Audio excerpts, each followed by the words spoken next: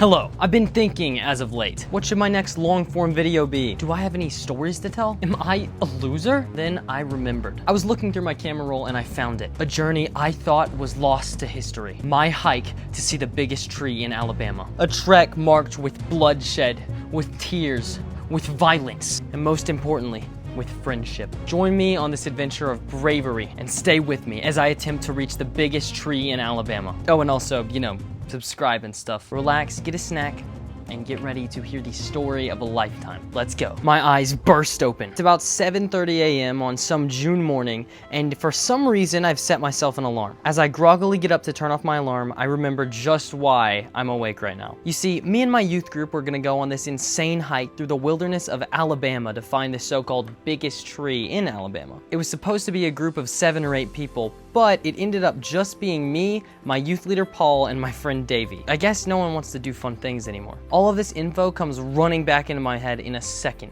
So I jump out of my bed, I brush my teeth, I do all the things necessary for getting ready, and by the time I'm finished, Paul is already in the driveway. In retrospect, I probably should have put on sunscreen or brought water, but I did not. I say goodbye to my family, I sprint down my driveway, I jump into the car. I didn't get shotgun because Paul picked up Davey first, but that's okay. With that, we were off, driving hours away with no real knowledge of if we would even survive this hike. Before we get to the actual journey, it's important to know who Davey and Paul are. Davey is one of my best friends, and he's a bright young man with curly brown hair, and he's pretty strong, pretty good. He can be a bit crazy at times, but so can I. At school, we're sometimes mistaken for each other because of our hair. Personally, I don't see it, but maybe you do. So he's a good guy. On the other hand, Paul is this amazing, staggeringly strong youth leader with the will of an ox. He is so amazing and so funny. Honestly, he's the only reason we survived this trip. After a long while of driving, the road kind of subsides and it's just this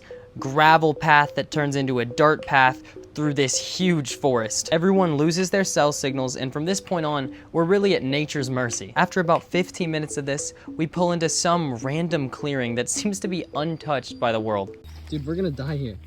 Yeah, it's literally in the middle of nowhere. It's surrounded by forest, and getting out of this car, Davey and I kind of remember how hot it's gonna be. Temperature was around 90 degrees the entire time. Luckily, Paul is a pack rat, and he had everything we needed to survive. He brought water, jerky, tortillas, peanut butter, even a first aid kit. He also gave Davey a small axe, and I got a spade, which is a lot cooler, right? And so, with our new weapons in hand, we entered the trail. At the beginning, we passed a map where there was a huge hornet nest and also a cool walking stick that I took with me. The trail was really, really narrow. It was covered in all this shrubbery and grass, and that meant so many ticks. And I mean like actually dozens. Every few seconds, we would have to do a tick check where we would all look at our legs and arms and chests. Sometimes we would have to take off our shirts and just see because they were everywhere. Not yet. Even 30 minutes in, and I've already had 3 ticks. Are you scalping your head for us, Sire? Yes. Are you I have this. too shorting? I'm sorry. I have. Hello, YouTube world. I'm gonna die here. After around 1 mile of this, Davey sees this vine, and because he wants to prove he's a man, he charges it with his axe. 5 hits? 5 hits. Okay, maybe 15. Now, don't get me wrong, Davey is a very masculine person, but This is harder. this was kind of painful. I love Davey. Subscribe to Lil Quan, the Lil Quan. I'm gonna be posting weekly content on there. I have a face cam. I'm gonna be posting a variety of games: Red Dead, Siege. So far, he has not posted anything except one video, which I highly recommend watching. But hey, maybe if you guys check it out, he will start doing stuff. As we continued on the trail, I realized the most effective way to get webs. As you can see here by Davey filming, I am just plowing through these spider webs with this stick. It is awesome. Something you'll notice is that anytime Davey has the camera, he acts like he's gonna hit me or kill me with an axe.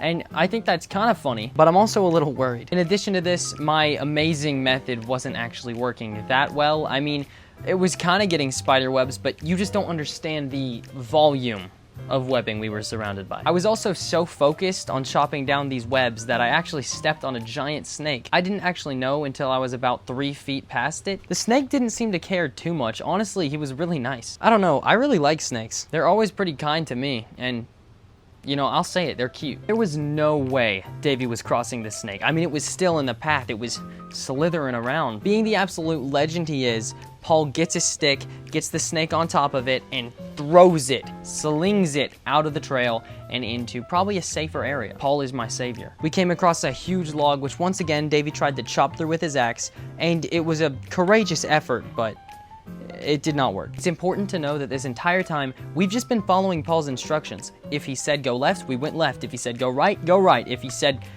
go off the trail and walk in the wilderness, we did, and he said that a lot. This was because, well, I didn't know this until about halfway through the hike, but Paul had made this trail himself. He had looked on GPS and found all the little already made trails, and he had kind of melded them together to make us the perfect route. Now, this seems like a really good idea, but he didn't account for what terrain we'd be on, and you're gonna see what I mean in a second. In the meantime, we took a rest because we'd been walking for quite some time now. In this time, Davey decided to take up a new passion, ASMR. This is big tree clay, the rarest of clay in Chattanooga.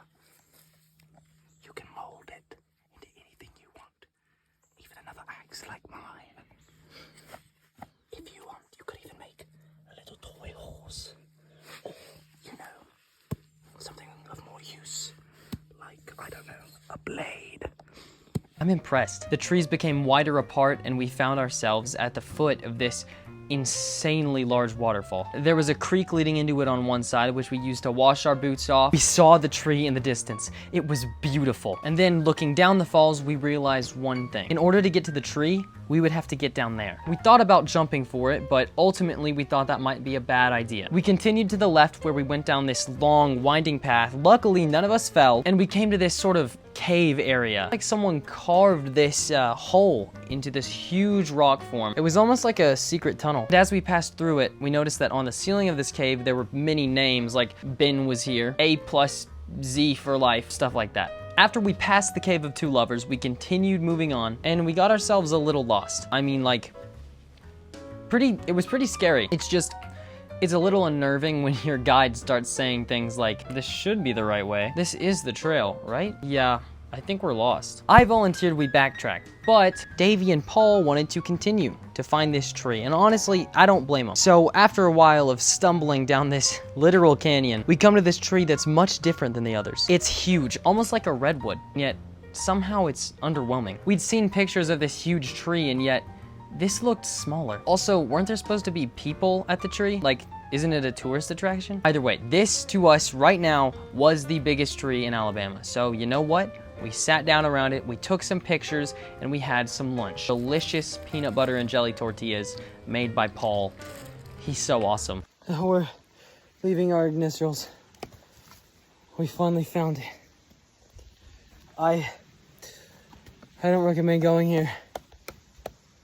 I mean, I do, but it's a journey. We also had our final drink of water because we ran out during this lunch. Yikes. We started our journey back, but once we reached the waterfall, we realized something terrible. That tree was not the biggest tree at all. Because you see, you could see the biggest tree from the waterfall, and it was gargantuan. We realized that maybe we could make it there before dark, but we would have to hike all the way back anyway, so in the end, we decided against it. With heavy hearts, we began the journey back. By this point, we were dying.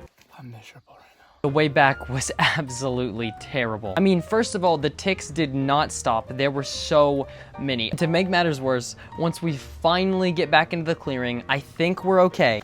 We have battled countless foes. And then Paul's car won't start. It eventually does, and we drive about 5 minutes back, but we're still in this forest, and it stops again. So it stops in the middle of the forest. Davey and I are dead. Paul is not doing that well himself, and we hear something walking around our car, but we can't see what it is. And so after a few moments of intense praying, the car started back up and we were able to get out of there. I was finally free. We were finally free. As Davey tried his best to sing Metallica and I saw a rainbow out the car window, I felt, for the first time in my life, good. I got a protein shake. Their life sponsored me.